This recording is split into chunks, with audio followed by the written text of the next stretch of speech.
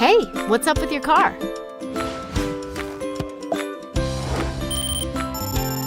Aha! You went to a garage and not a dealership, right? You know, some of those places use counterfeit parts, even for air filters. It can be so dangerous. Listen up, and I'll tell you why.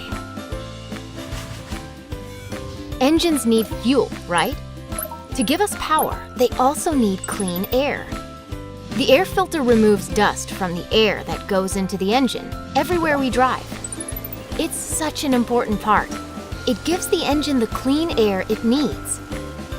Oh yeah, and don't forget, it's a part that you need to change regularly. Take a look. There are different types of counterfeits out there. Check this one out. They're different colors, but that's not all. It's actually hard to see the differences just by looking at them.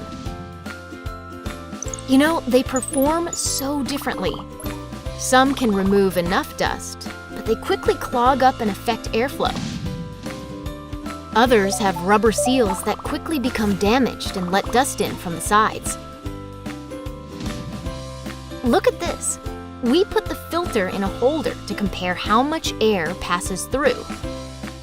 See this tube? We put a ping pong ball in there so we can easily see how much air is coming through. Pretty cool, huh? The tube is located right where the air would be coming out and going into the engine. The higher the ball, the better. When they're new, they're about the same. All right, now we're going to compare them every 10,000 kilometers. Interesting. At 10,000 kilometers, the ball for the counterfeit air filter is already lower. At 20,000 kilometers, it's even lower. I wonder if it's starting to clog up. At 30,000 kilometers, the genuine part hasn't changed at all, but the counterfeit air filter has gone even lower. Whoa! Even at 40,000 kilometers, the genuine air filter is still up there. Look at the counterfeit one. It's gone all the way down. As we drove, the counterfeit filter got worse and worse. The engine couldn't breathe in enough air, so it couldn't give us enough power. If you keep driving without enough air, it might even affect fuel economy. When we look closely at the counterfeit air filter, it's shorter by 1 millimeter and even has less pleats. The genuine filter also has 1.4 times the surface area to filter dust, so it would take longer for it to clog up. It continues to deliver the right amount of air to the engine while removing dust from the air.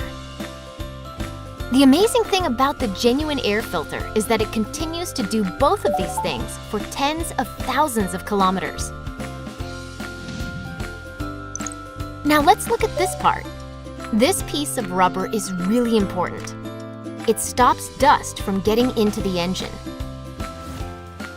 Some counterfeit filters use low-quality rubber that hardens and deforms due to engine heat. The affected rubber lets dust get in because the edges aren't properly sealed. We set up an interesting experiment to test the quality of the seal. We filled up a bag with orange dust and pulled air through a heated filter at the same rate an engine does. And here's the rubber seal that blocks the orange dust from getting into the engine. But when the rubber is damaged by heat, it can create gaps and dust can get in. Now let's compare the genuine filter to the counterfeit filter. When the orange dust crosses this border, it means dust is getting into the engine. Look at this area on the counterfeit filter. See where the dust is creeping in? It keeps coming in because air is flowing through the gap in the seal. We tried one more time, and guess what? This time, the dust came in from the side. With the genuine filter, it's still nice and clean. See, dust and even something like sand can come in from the sides when you use counterfeit filters and might end up in your engine. If sand gets in, it can potentially damage the engine.